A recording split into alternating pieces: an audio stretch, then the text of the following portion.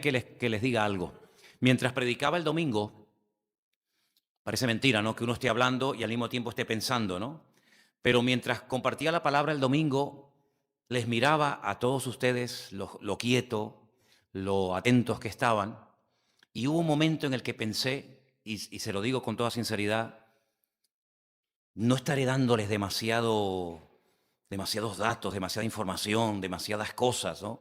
Porque me han escrito muchas personas y me han dicho, mira, el mensaje del domingo yo tengo que escucharlo por lo menos 2 o 3 veces. Porque fueron tantas cosas, tanta información, tantos datos, tantos detalles, que para mí, me decían las personas que me escribieron, es imposible el poder retener todo eso que estabas compartiendo. Pero independientemente del material y de lo que yo les dije, yo no sé si el domingo se captó, se entendió bien lo que yo intenté decir.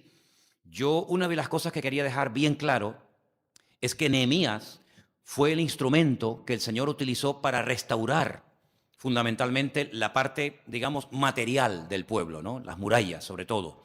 Esas murallas que iban a proteger a Jerusalén de enemigos, y esas murallas que iban a servir durante siglos para que los habitantes de Jerusalén se sintieran seguros.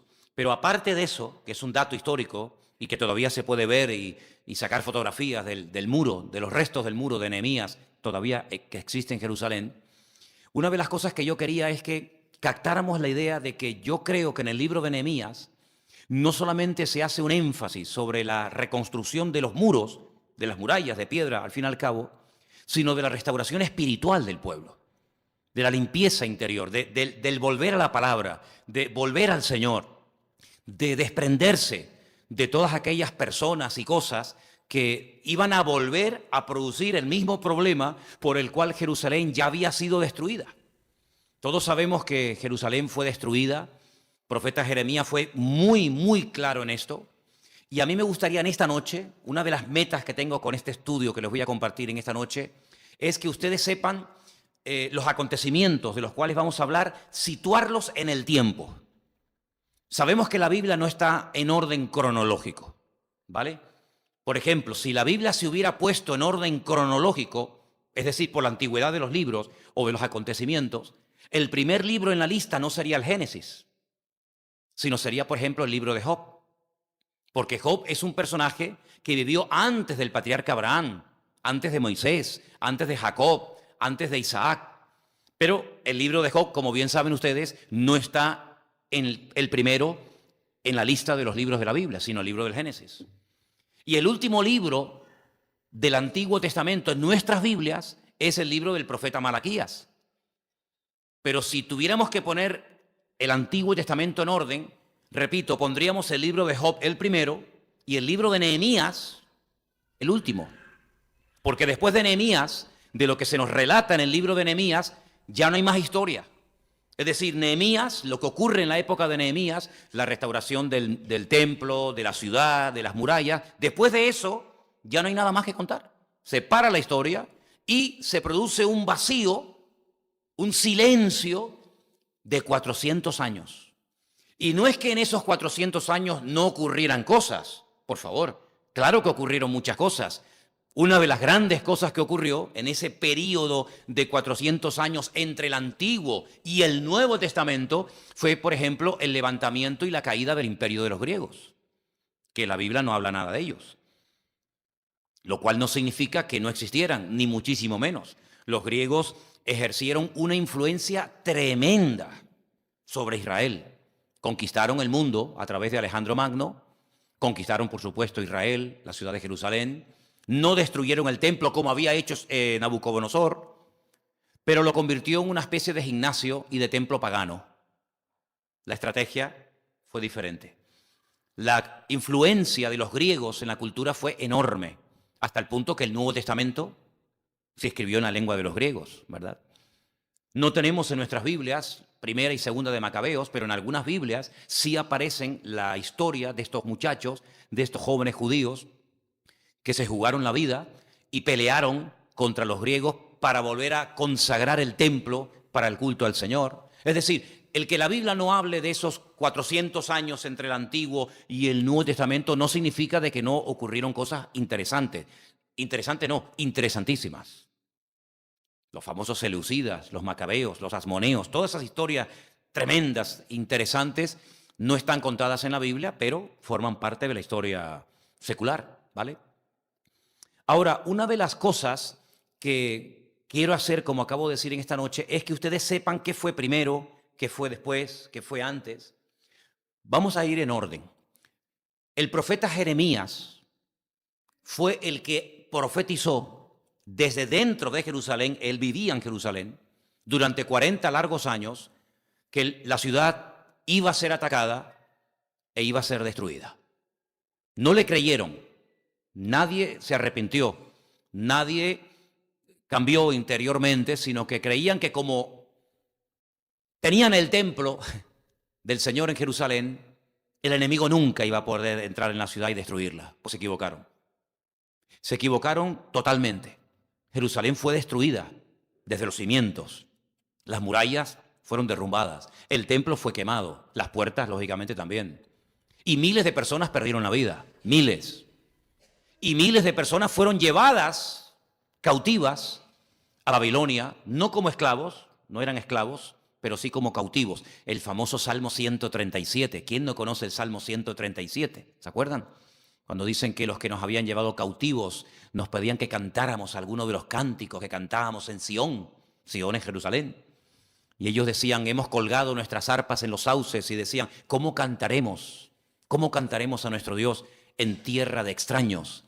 Y tenían esa nostalgia, ¿no? Esa pena, ese dolor, esa herida abierta por la ciudad de Jerusalén que había sido destruida, y decían, Jerusalén, si me olvidare de ti, que pierda mi diestra su destreza y mi lengua se pega a mi paladar. Salmo 137 es precioso, ¿no?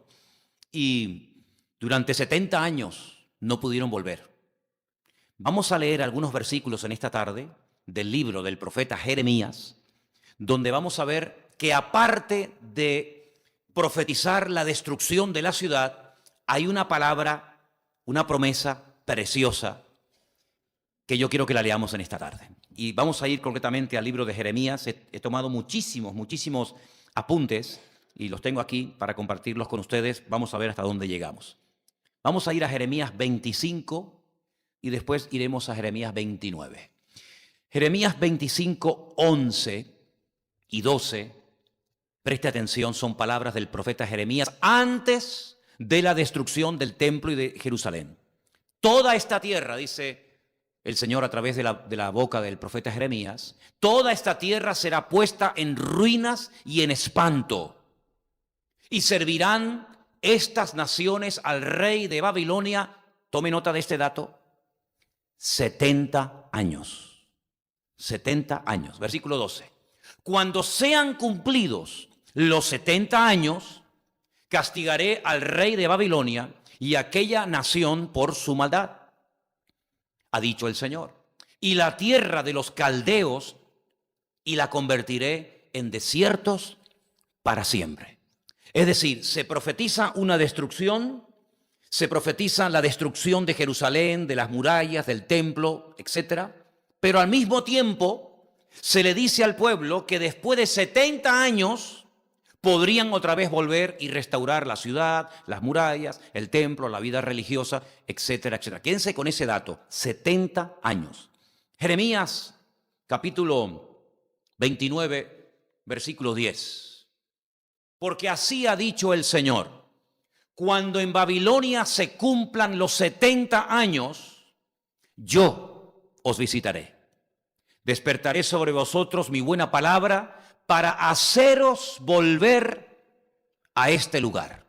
Así que tenemos en Jeremías 25 y en Jeremías 29 las dos promesas de la restauración, del retorno de las tribus del sur otra vez a su tierra. ¿Por qué digo las tribus del sur? Está bien con eso. ¿Por qué digo las tribus del sur? Porque, como bien saben ustedes, Israel estaba compuesta por 12 tribus. Las 10 tribus del norte se separaron en un momento determinado de las tribus del sur y adoptaron el nombre de Israel. Y la capital de las tribus del norte, la capital del reino de Israel, era Siquén, que era la capital de Samaria, ¿vale? Y las dos tribus que quedaron abajo en el sur era la tribu de Judá y dentro de la tribu de Judá, la tribu de Benjamín, ¿vale? Así que saltabas de una calle a otra y en una calle estabas en la tribu de Judá y en otra calle un metro más adelante estabas en la tribu de Benjamín. De hecho, hasta el templo, la mitad pertenecía a la tribu de Benjamín y la mitad pertenecía a la tribu de Judá, ¿vale? Las tribus del norte fueron atacadas y nunca más volvieron a su tierra, nunca más volvieron. Se conocen como las famosas tribus perdidas. Solamente lograron volver después de 70 años a su tierra, a su país, las tribus del sur, que se llamaba Judá. ¿De acuerdo? Así que el país durante mucho tiempo se enfrentó, el norte contra el sur, en una especie de guerra civil, hermanos contra hermanos. El norte contra el sur, Israel contra Judá.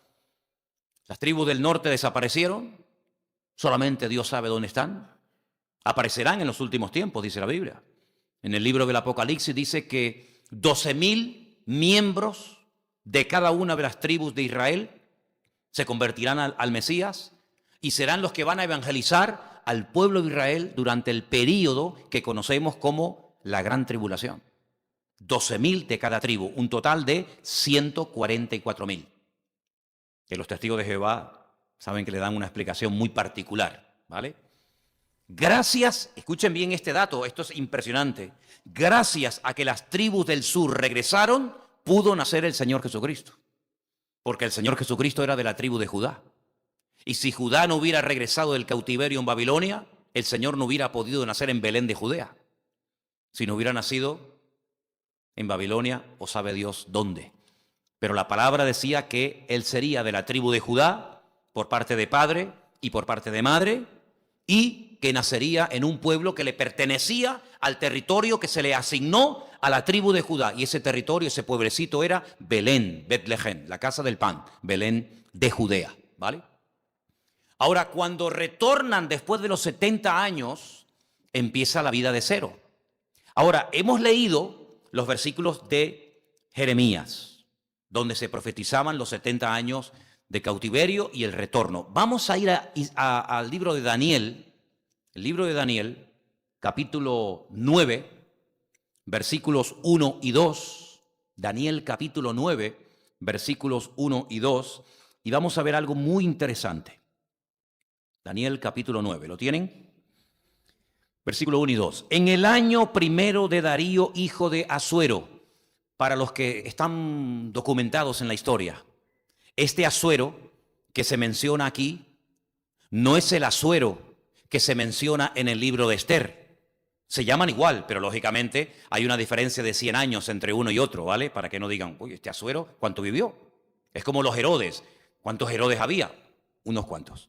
Entonces, en el año primero de Darío, hijo de Asuero, de la nación de los Medos, que vino a ser el rey sobre el reino de los caldeos, en el año primero de su reinado, yo, Daniel, dice aquí la versión Reina Valera, miré atentamente en los libros el número de los años de que habló el Señor al profeta Jeremías, que habían de cumplirse las desolaciones de Jerusalén en 70 años.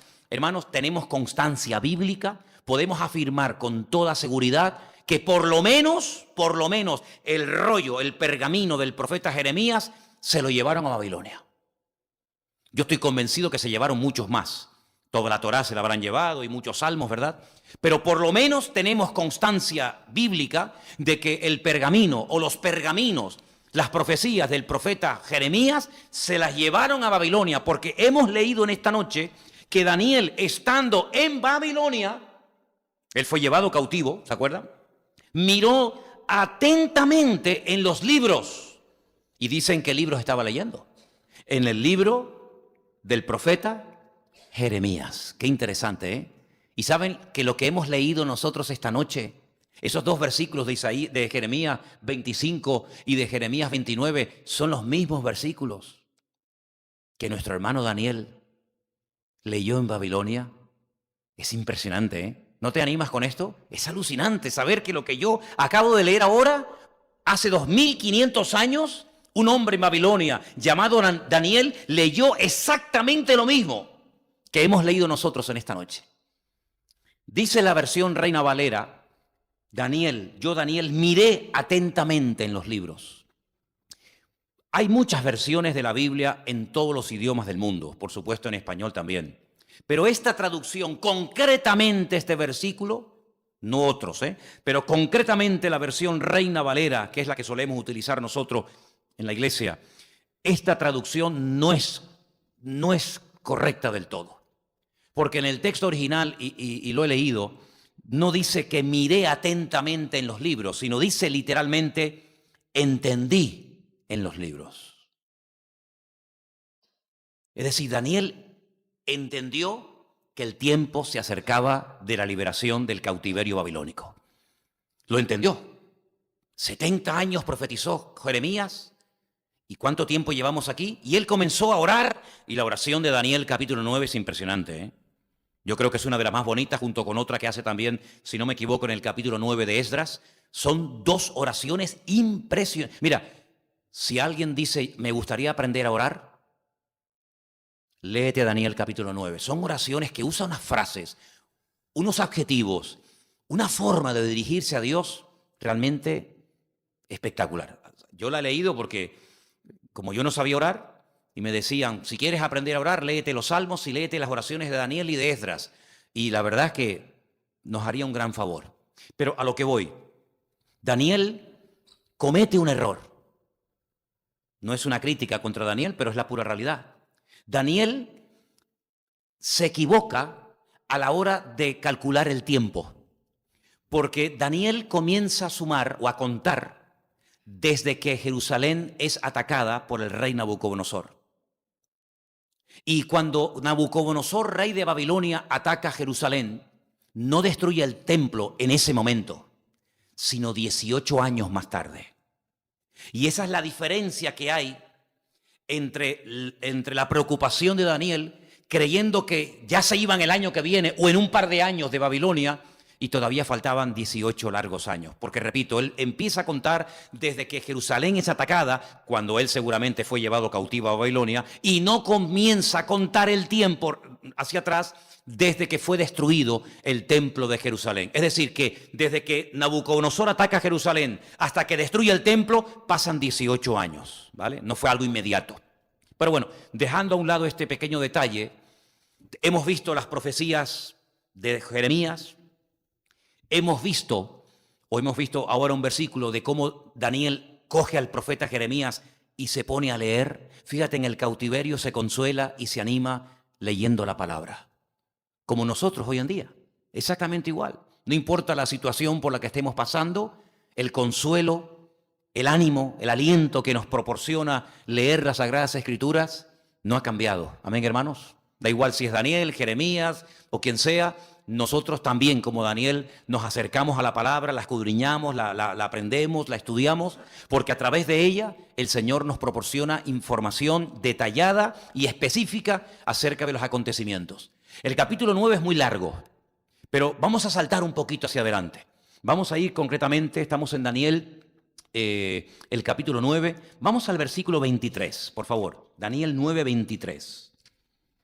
Esta es una de las profecías para mí más hermosas de toda la Biblia. Intentaré, vamos a ver hasta dónde lo puedo explicar esta noche para que ustedes la entiendan perfectamente, porque es la profecía más amplia, más completa y más directa acerca de la primera venida de nuestro Señor Jesucristo, del Mesías. Verso 23. Casi ya está orando, terminando la oración, y dice que se le presenta Gabriel, el arcángel Gabriel, el mismo que se le presentaría a María para anunciarle el nacimiento de Jesús. Dice, al principio de tus ruegos fue dada la orden, y yo he venido para enseñártela. Estamos viendo a Gabriel hablando con Daniel. Porque tú eres muy amado. Entiende pues la orden y entiende la visión. Es tan profunda la palabra que va a recibir ahora que tiene que venir el arcángel Gabriel para explicarle y darle una serie de información muy interesante. Pero lo primero que le dice es, llevas mucho tiempo orando. Quiero que sepas que desde el primer momento, desde el minuto 1, que te dispusiste a orar, tu oración ya ha sido oída. Qué bonito, ¿no? ¿Eso solamente se lo dice el Señor a Daniel o nos lo dice a todos nosotros? Yo estoy convencido de que el Dios de Daniel es el nuestro. Y desde el primer momento que te pusiste a orar por ese hijo, por ese marido, por esa situación, ya el Señor lo oyó. No significa de que te va a responder inmediatamente, porque también le explica por qué tardó, ¿verdad? Porque hubo una guerra, etcétera, etcétera, espiritual. Pero la promesa es esta. Hermano, desde el primer momento que nos ponemos a orar al Señor, el Señor nos oye. No es que tenemos que pedir y pedir y pedir, a ver si le logro ablandar el corazón, a ver si me oye. No, no, no, tranquilo. Mira, es más, antes de que abramos la boca, ya el Señor sabe hasta la palabra que vamos a decir. Es tremendo, ¿no? Dice, y además dice, eres muy amado, pero es que yo creo que yo también soy muy amado por el Señor. Yo creo que a mí el Señor me ama con locura. Y a ti también, ¿vale? ¿Sí? Escucha bien. 70 semanas están determinadas sobre tu pueblo y sobre tu santa ciudad. ¿Cuál era el pueblo de Daniel? Su pueblo era el pueblo de Israel. ¿Y la santa ciudad de Daniel cuál era? La ciudad de Jerusalén. Luego, lo que te voy a dar ahora como información es para tu pueblo y para tu santa ciudad, para tu amada y querida ciudad de Jerusalén. La expresión 70 semanas están determinadas, en hebreo dice, 70 semanas han sido cortadas. Es decir, Dios en la historia, en toda la historia que la conoce de principio a fin, hace un corte y dice, como una tarta, ¿no? Cuando te regalan una tarta, una torta, cortas el trozo que te vas a comer, el otro lo deja, ¿sí o no? El Señor es así y pega un corte y separa este trozo de la historia y le dice a Daniel, esto solamente es para ti, para tu pueblo y para tu ciudad. El otro trozo de la tarta no es para ti, el otro es para los gentiles o para las demás naciones. Pero este trozo de la historia que yo lo corto y te lo muestro únicamente a ti para que lo escribas y para que a lo largo de la historia se sepa que hay un periodo de la historia que son 70 semanas, como estáis viendo ahí en el verso 24, que son para tu pueblo y para tu santa ciudad. Esto no es para toda Europa. Esto no es para todos los creyentes de todos los tiempos. Esto es para tu pueblo y para tu ciudad. ¿Vale? 70 semanas. Ahora explicaremos eso. Están cortadas, están determinadas, están decididas sobre tu pueblo y sobre tu santa ciudad. ¿Para qué? Ahí viene la respuesta. Número 1. Para terminar con la prevaricación. Por eso muchas veces hay que utilizar un diccionario secular, aparte de un diccionario bíblico, para saber qué es lo que significa cada una de estas palabras. Porque en esas 70 semanas se va a terminar la prevaricación, se va a poner fin al pecado, se va a expiar la iniquidad, se va a traer la justicia perdurable, se va a sellar la visión y la profecía y ungir al santo de los santos. Todo eso va a ocurrir en este periodo de 70 semanas. ¿Se ha terminado ya con el pecado? ¿Verdad que no? ¿Se ha terminado ya con la iniquidad? Entonces este tiempo aún está en vigor. No se ha cumplido todo, porque si no, aquí falla algo.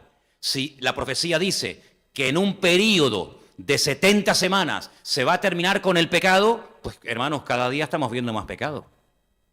Y sería una contradicción con lo que Jesús enseñó en Mateo 24, cuando Él dice que la maldad irá en aumento. Si dice aquí que va a terminar con el pecado en 70 semanas y la maldad va en aumento, ¿cómo encajamos, cómo entendemos todo esto? Vais a ver. Y ungir al santo de los santos. No me lo cambies. Miren, al final de la frase, ¿veis? Ungir al santo de los santos, ¿lo veis? Ahí hay algo que no encaja. Y es que los traductores, el traductor de la versión Reina Valera, ojo, no están todas las Biblias iguales, ¿eh? Yo he consultado con 10 o 12 traducciones diferentes y no dice exactamente así, sino les voy a decir lo que dice.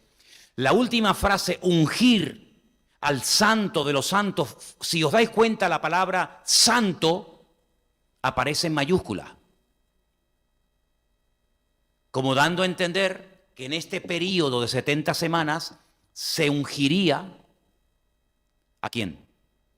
Al Señor Jesucristo, ¿sí o no? Porque pone al santo de los santos. ¿Se dan cuenta?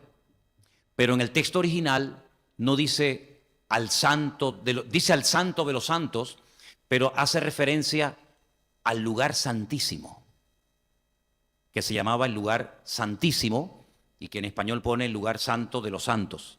Aunque también vamos a ver algo muy interesante acerca de cómo en un momento determinado al Señor Jesucristo se le compara con el lugar santísimo.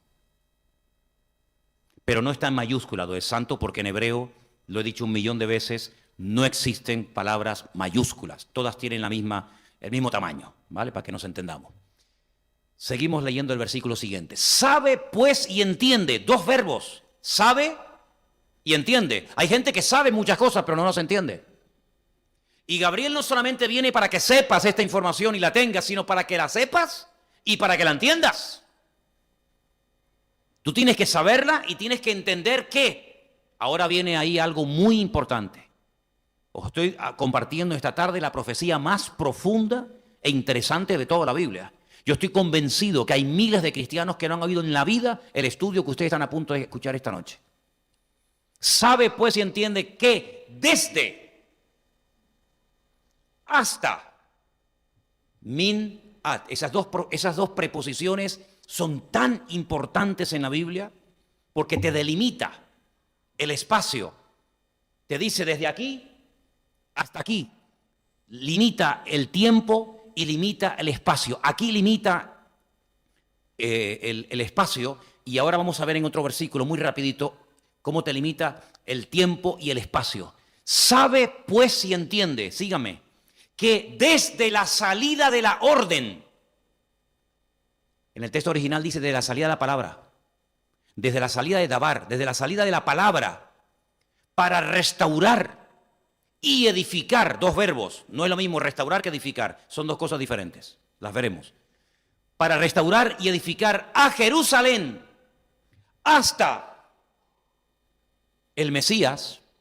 El artículo no aparece en el texto original, pero en español es importante ponerlo. Hasta el Mesías príncipe habrá 7 semanas y 62 semanas, y se volverá a edificar la plaza y el muro en tiempos angustiosos. 62 y 7, porque ahí pone 7 más 62, ¿cuánto es?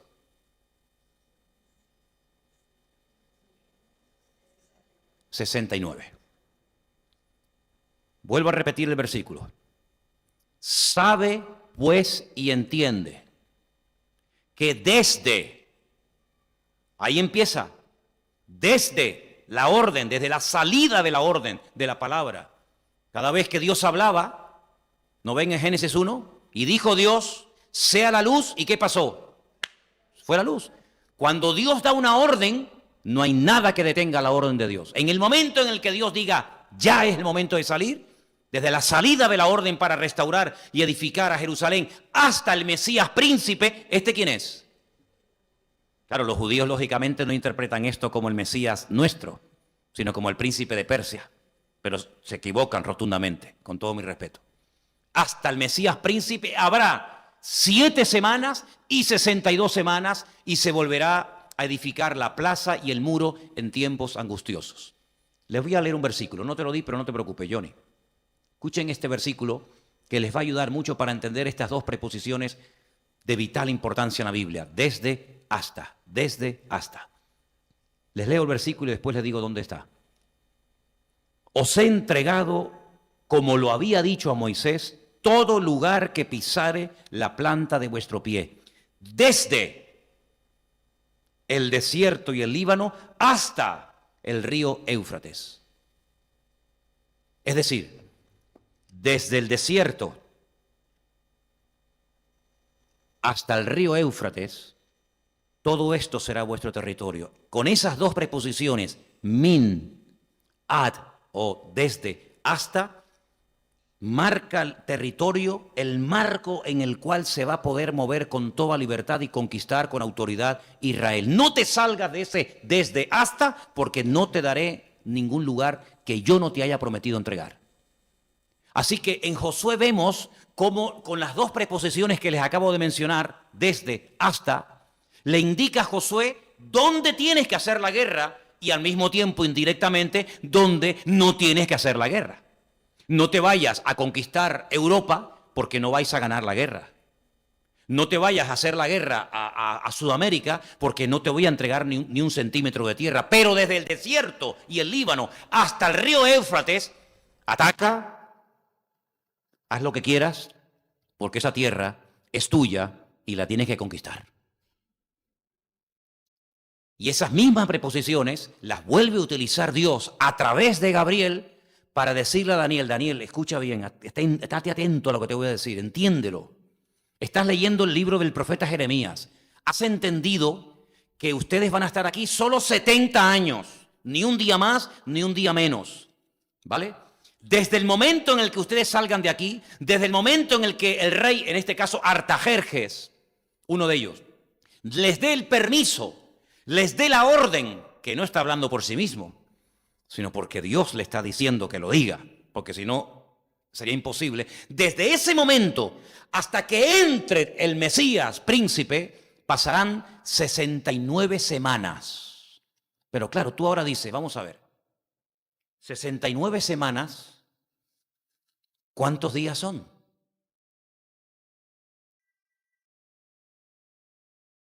¿49 más 434? ¿Alguien tiene una calculadora ahí, por favor? 49, que son 7, más 62 por 7, que son 434, ¿cuánto es? 434 más 49, 483. ¿Por qué hemos hecho este cambio de días o de semanas o de años? Porque os tengo que explicar algo que es de vital importancia. Ustedes seguro que se podrían aprender estas palabras que yo les voy a decir ahora, seguro que sí. Por ejemplo, fijaros que la palabra semana en español no tiene la misma raíz del número 7. Yo digo 7 o séptimo, y digo semana y no tienen la misma raíz. No tiene nada que ver una cosa con otra. Pero en hebreo es muy importante las raíces de las palabras, porque las raíces de las palabras nos indican que tienen un mismo origen. Si yo digo, por ejemplo, la palabra Sheva, ¿Sheva qué es? El número 7. Shabuim, 7. Y Shavuot, semanas. ¿Os dais cuenta cómo casi suena igual?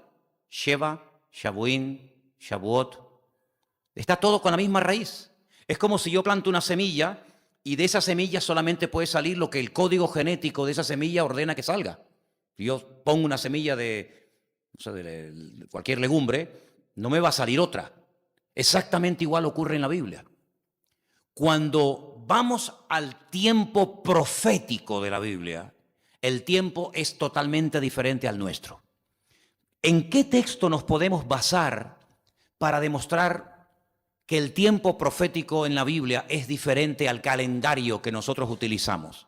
Porque dicho sea de paso, para nosotros es muy importante nuestro calendario. Sí, claro. Pero es que hay un montón de calendarios que existen en el mundo. El calendario de los judíos no es el nuestro. El calendario de los chinos no es el nuestro. El calendario de los árabes no es el nuestro. El calendario de los indios no es el nuestro. El calendario de los persas no es el nuestro. Es decir, hay un montón de calendarios. ¿Y cuál es el calendario de Dios? ¿El nuestro? No puede ser el nuestro, por una sencilla razón. Porque nuestro calendario lo mandó a hacer un papa. El Papa Gregorio. Y en los tiempos del profeta Daniel, el Papa Gregorio y el cristianismo no existía. Por lo tanto, ¿cómo se contabilizaba el tiempo en los tiempos de Daniel? Totalmente diferente a cómo se contabiliza el tiempo en nuestros tiempos actuales, ¿sí o no? Por lo tanto, para poder entender este mensaje de las 70 semanas están determinadas sobre tu pueblo y sobre tu santa ciudad, hay que meternos en el tiempo de la Biblia, porque el tiempo en la Biblia es completamente diferente al nuestro. Y por eso Daniel, cuando leía al profeta Jeremías, él sacaba conclusiones en base al tiempo de la Biblia y no en base al tiempo de un calendario creado, inventado por un ser humano. Por ejemplo, en nuestro calendario el año 0 no existe. pero el cero es un número. Los romanos no utilizaban el cero como tal, pero luego vinieron los árabes a España, que eran expertos en aritmética y en matemáticas, y ellos nos enseñaron el número cero. Y el número cero es un número muy importante en nuestro idioma. Si no tienes el número cero, automáticamente ya te falta un año. De hecho, nuestro calendario gregoriano o cristiano tiene un error de cálculo. Algunos calculan entre 3 y 4 años de diferencia con el año de la Biblia. ¿Por qué? Porque nuestro calendario está basado en el tiempo del sol. Es un calendario solar, mientras que el calendario bíblico es un calendario lunar. Nuestro año tiene 365 días y el calendario bíblico tiene 360. Hay un desfase. Es más corto el año bíblico que el año cristiano, por así decirlo. ¿Y cómo se arregla ese desfase? Bueno, hay momentos en los que se ha desfasado tanto el tiempo, en los que en Israel se le pone un mes más al calendario para poder ajustarlo con el otro calendario. Y ese año se llama un año o un mes preñado, porque tiene en vez de 12 meses, tiene 13. Pero quiero llevarles al libro de Levítico, por favor. En el libro de Levítico, no sé si te pasé ese versículo, ¿sí? Vamos a verlo. Levítico 25:8.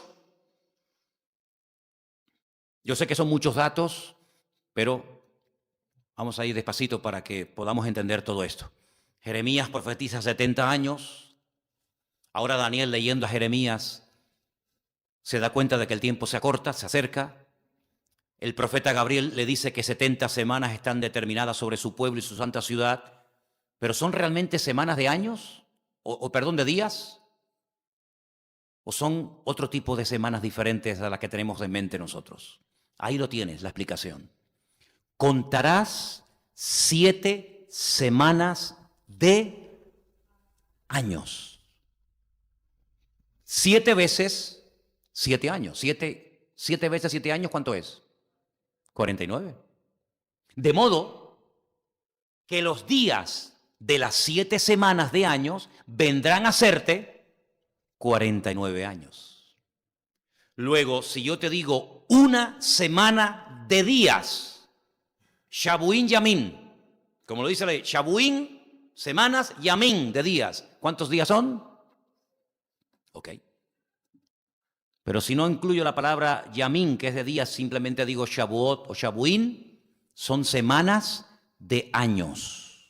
Entonces, leyendo el mismo versículo de otra manera, lo leeríamos así. Volvamos a Daniel, capítulo 9, versículo 24.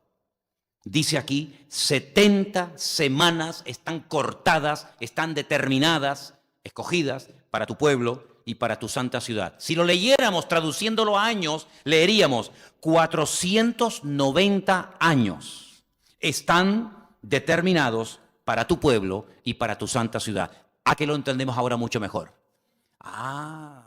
Entonces no son 490 días, porque no pasaron, como bien saben ustedes, 490 días desde que salen de Babilonia del cautiverio y regresan a Jerusalén hasta que el Señor Jesucristo entra triunfalmente en Jerusalén. No, pasaron mucho más. Pasaron concretamente 483. Y tú dices, pero si son 490, nos faltan 7. ¿Dónde están? Durante años, les confieso, durante años, este pasaje me volvía loco. Porque decía 7 semanas y 62, total 69, pero al principio me habla de 70. Si lo traduzco en años, son 483, me faltan 7. Y era una cosa que yo digo, Señor, pero no lo entiendo. Bueno, gracias al Señor, yo creo que cuando se le pide al Señor entendimiento y sabiduría, yo creo que el Señor la da. Y además no es nada para honra para uno, ni mucho menos, porque la Biblia dice que si alguno tiene falta de sabiduría, y yo he tenido falta de sabiduría en multitud de ocasiones, ¿qué hago? Pues te aguantas. No, pídela y el Señor se la dará abundantemente. Y yo creo que a mí en la palabra el Señor me ha dado sabiduría. Para la gloria de Dios lo digo. Y lo digo para la gloria de Dios porque no es mía, sino que Él me la dio. Y ahora mira lo que dice, seguimos leyendo. Versículo 26. Después de las 62 semanas, se le quitará la vida al Mesías. Hermano, hay que ser ciego espiritualmente para leer esto y no entenderlo. Y saben que yo he tenido la Biblia abierta por ese versículo. Le he dicho a un rabino que lo lea y me dice, esto es muy difícil de entender. Es terrible, ¿eh? Es impresionante, tremendo. Después de las 62 semanas se le quitará la vida al Mesías. Dice, mas no por sí. Es decir, él mismo no se la va a quitar. Y el pueblo de un príncipe que ha de venir destruirá la ciudad y el santuario. Pero si ya está destruida. ¿Me explico? Ya la ciudad de Jerusalén está destruida, no existe. Por eso Daniel está en Babilonia hecho polvo, orando, diciendo, Señor, sácanos de aquí para volver a nuestro país y restaurar el santuario, el templo, las murallas, la ciudad. Aún no ha sido reconstruida y dice, vendrá un príncipe que destruirá la ciudad y el santuario. ¡Otra vez! Aún no la han reconstruido y ya le está profetizando que se la van a reventar otra vez. ¿Qué te parece? Y él orando para volver y reconstruir el santuario y el templo. Y el Señor le dice, sí, pues va a venir un príncipe que la va a destruir otra vez. Va a destruir la ciudad y el santuario. Y su fin será ¿cómo? Dice, ahí no se entiende mucho, parece que va a venir como un diluvio, ¿no? Pero el texto original dice, será ¿cómo? Como un diluvio, como una inundación, ¿verdad? Y hasta el fin de la guerra durarán las devastaciones. Y ahora viene la famosa semana que nos falta. Los famosos 7 años. Y por otra semana, por otros 7 años, siempre hay que multiplicar por 7, confirmará el pacto con muchos a la mitad de la semana. La mitad de 7 años, ¿cuánto es? 3 años y medio. ¿Se dan cuenta cuando ustedes leen en Apocalipsis 3 años y medio? Que es lo mismo 1260 días o 42 meses. Es lo mismo, es lo mismo. O cuando dice Daniel tiempos y la mitad de un tiempo, es exactamente lo mismo. Pues dice que a la mitad de la semana hará cesar el sacrificio y la ofrenda. Después, con la muchedumbre de las abominaciones, vendrá el desolador, hasta que venga la consumación y lo que está determinado se derrame sobre el desolador. Miren, hermanos, Daniel está orando para reconstruir, o para, mejor dicho, para salir y regresar a Jerusalén y reconstruir la ciudad. Y el Señor está presentando un panorama que le dice, mira, ustedes restauren el templo, ustedes reconstruyan las murallas, pero todo esto otra vez va a ser destruido. Y es que no salen de una para meterse en otra. Aún no han salido de aquí, aún no han puesto ni una piedra sobre una piedra, y ya te estoy diciendo que por mucho que se esfuercen, todo volverá a ser destruido. Y sabes, Daniel, cuando está recibiendo esto, hay momentos en los que él dice que no entendía. Pero ahora nosotros que podemos mirar atrás y decimos, ¿se cumplió o no se cumplió parte de esta palabra profética, Daniel? Totalmente. Pero cuando vamos a Jerusalén y vemos el muro que levantó Nehemías destruido, y vemos que en las planadas de las mezquitas no está el templo, sino un par de mezquitas musulmanas, vemos que todo se ha cumplido literalmente. Otra vez le volvieron a romper el templo, otra vez volvieron a derrumbar las murallas, otra vez volvió a ser destruida y atacada y arrasada Jerusalén, como dijo el Señor al profeta Jeremías. Ahora, al profeta Daniel, perdón. Cuando Nehemías regresa a Jerusalén, ¿su sueño cuál es? Reconstruir la ciudad. Él no dice, bueno, pero si todo esto va a ser destruido, ¿para qué lo construimos? Es como el que dice, ¿para qué voy a hacer la cama? Si a la noche la voy a tener que deshacer. Hay así de gente, así, no sé, ustedes se ríen, pero yo conozco a algunos y algunas que dicen, pero si esta noche se vamos otra vez a deshacer, déjala ya. Bueno, vamos a dejarlo ahí. ¿Y para qué nos vamos a afeitar? ¿Y para qué nos vamos a duchar? Bueno. Nehemías no está con el pesimismo de decir, bueno, si nos van a reventar otra vez todo, pues ya está, déjalo todo como está. No, hermanos, porque nosotros no vamos a ser responsables delante de Dios por el futuro, pero sí vamos a ser responsables delante de Dios por nuestro presente. Y eso es algo que para mí me ha impactado muchísimo. Porque cuando yo leo la Biblia, veo que Nínive fue destruida 130 años después del profeta Jonás. Pero Jonás fue mandado a Nínive para que predicara y se arrepintieran los ninivitas.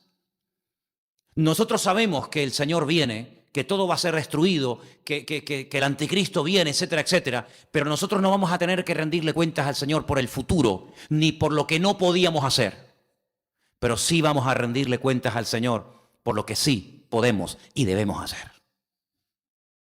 Si mañana viene un terremoto y se cae este edificio, yo sé que a mí el Señor me puso en el corazón que hiciéramos esta obra. Si yo supiera que mañana va a venir un terremoto y rompe todo, pues no sé cómo actuaría, pero lo que está bien claro es que no nos preocupemos por el futuro, sino basta cada día su propio afán. Y eso es vivir actualizado en el Señor cada día. ¿Saben? De vez en cuando nos llegan actualizaciones, ¿sí o no? Nos llega el móvil, actualización la 3.4, la 8.9. Bueno, pero es que es así, la vida es una continua actualización y en la vida cristiana exactamente igual. Tú tienes que vivir actualizado. Y Nehemías dice, bueno, yo no tengo que construir el arca, ese no es mi problema. Yo no tengo que construir el templo, eso no es mi problema. Pero mi llamado es levantar un muro. Si mañana vienen otros y lo revientan, eso no es problema mío. Pero nunca me podrá decir el Señor, tú no levantaste el muro cuando tenías que haberlo levantado. A ti no te preocupe lo que van a hacer los demás en el futuro. Tú debes de preocuparte por lo que tienes que hacer hoy. ¿Cuántos dicen amén? Y si vivimos con esa filosofía o ese estilo de vida, pues vamos a disfrutar del minuto a minuto. Y vamos a sacarle jugo a todas y a cada una de las cosas. Ponme la lista de las puertas, por favor. Porque ¿de qué sirve construir unas murallas si no se le hacen puertas? Si no se construyen puertas, más que una ciudad está construyendo una cárcel. ¿No? Somos una muralla es enorme y ahora nadie puede entrar y ahora nadie puede salir. Eso no tiene sentido. No, hay que hacerle puertas a la ciudad. Y mira tú por dónde, yo sé que esto lo sabéis, pero a mí personalmente me ha gustado mucho, que cuando voy al último libro de la Biblia, y la Biblia describe la santa ciudad de Jerusalén, tiene exactamente el mismo número de puertas que las puertas que le construyó Nehemías en su época. 12 puertas. Dice 4 al norte, 3 al norte, 3 al sur, 3 al este, y 3 al oeste. Claro, aquí la Nueva Jerusalén tiene puertas de perlas. Estas no eran de perlas. Pero me llama mucho la atención del nombre de las puertas. Ahora, quiero aclarar algo.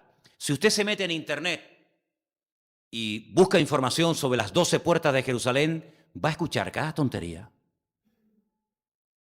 Le quieren dar una aplicación a las puertas que es como rizar el rizo, es querer espiritualizar algo que no es tan aplicable como intentan decirlo, pero yo solamente les voy a decir una cosa, voy a pararme en el significado de algunas, no de todas las puertas, ¿verdad? Las primeras 6 puertas se llamaban, la primera la puerta de las ovejas, la segunda la puerta del pescado, la puerta vieja, la cuarta era la puerta del valle, la que daba al torrente de Cedrón, la puerta del muladar, la quinta, la sexta, la puerta de la fuente, la séptima, la puerta de las aguas, la octava, la puerta de los caballos, la número 9, la puerta oriental, la número 10, la puerta del juicio, la 11, la puerta de Efraín y la última, la puerta de la cárcel. La primera puerta que hemos leído en esta noche, y todo esto está en el libro de Nehemías, no me estoy inventando nada. Todo esto lo pueden encontrar ustedes en Nehemías capítulo 3 y también en Nehemías 12:39, el nombre de todas las puertas. Por ejemplo, la puerta de las ovejas. Nehemías capítulo 3. Entonces se levantó el sumo sacerdote, que se llamaba Eliasif, que significa, tengo aquí su nombre, mi Dios restaura. Hizo honor a su nombre, Yo me llamo mi Dios restaura, pues vamos a restaurar, ¿no? Se levantó el sumo sacerdote con sus hermanos los sacerdotes y edificaron la puerta de las ovejas. Ellos arreglaron y levantaron sus puertas hasta la torre de Amea y edificaron hasta la torre de Ananeel. El primero que se levantó a reconstruir las puertas fue el sumo sacerdote. Esto a mí personalmente me llama mucho la atención, porque la Biblia habla de los que fueron a ayudar, de los que fueron a colaborar. Y también, ojo, también la Biblia habla de los que no quisieron ir a ayudar y de los que no quisieron ir a colaborar. También lo dice la Biblia, ¿eh? Por ejemplo, dice los tecoitas.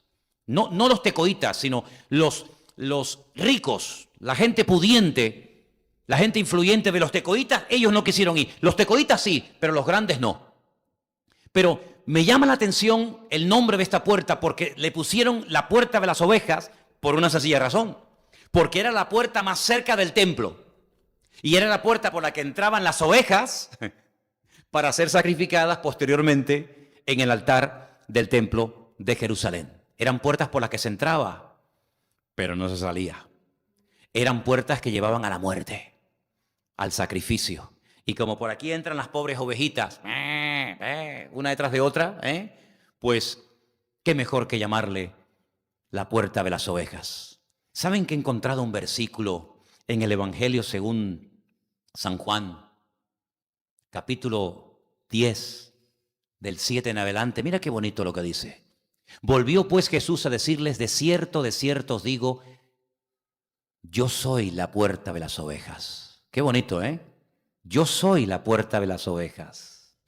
Todos los que antes de mí vinieron, ladrones son y salteadores, pero no los oyeron las ovejas. Yo soy la puerta. El que por mí entrare será salvo, entrará y saldrá y hallará pastos. Las ovejas entraban y ¿qué hallaban? La muerte. El altar del sacrificio. El Señor dijo, el que entre por mí, que soy la puerta de las ovejas, entrará y hallará pastos. No hallará muerte, sino hallará la vida. ¿Cuántos dicen amén? Por eso se llamaba la puerta de las ovejas. La puerta del pescado. ¿Por qué se llamaba así? Pues porque por ahí entraba el pescado que venía del mar de Galilea. Como el pescado suele oler y es un olor así muy fuerte, pues para no impregnar y llenar toda la ciudad con olor a pescado, pues había una puerta por donde se le decía a los pescadores, oye, cuando vengan a vender el producto, el pescado, métanlo por la puerta del pescado, no me lo metan por otra puerta. Simplemente por eso. La puerta vieja, recordaba, fue la única puerta, digamos, que sobrevivió a la invasión de Nabucodonosor cuando la ciudad se llamaba Salem. Saben que Jerusalén tiene 70 nombres diferentes en la Biblia. Es la única ciudad del mundo que recibe 70 nombres diferentes que están en la Biblia.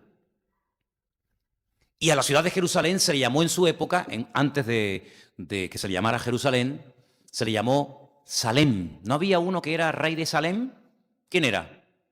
El que en la Biblia, en Reina Valera, dice Melquisedec, el Melech Sedec, el rey de justicia.